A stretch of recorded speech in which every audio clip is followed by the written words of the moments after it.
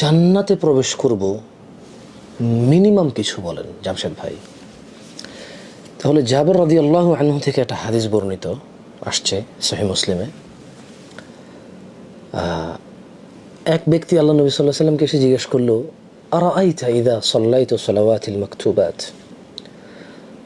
বলছে ইয়া রাসূলুল্লাহ, আপনি কি মনে করেন আমি যদি দিনে 5 ওয়াক্ত ফরজ সালাত আদায় করি, ওয়াসুমতু রমাদান, রমাদানের সিয়াম পালন করি, ও আহলালতুল হালাল, হালালকে হালাল হিসেবে জানি, ও হারামতুল হারাম, হারামকে হারাম হিসেবে জানি, আদখুলুল জান্নাহ ইয়া রাসূলুল্লাহ সাল্লাল্লাহু আলাইহি ওয়াসাল্লাম, বললো আমি কি জান্নাতে যাবো তাইলে?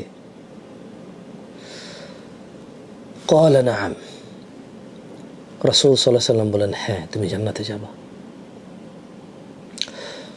ওই লোক আল্লাহ নবী সাল্লাল্লাহু আলাইহি ওয়াসাল্লামকে বলল, ওয়াল্লাহি, আল্লাহর কসম, লা আযীদু আলা যালিকা শাইআ, আমি এর বেশি কিচ্ছু করব না।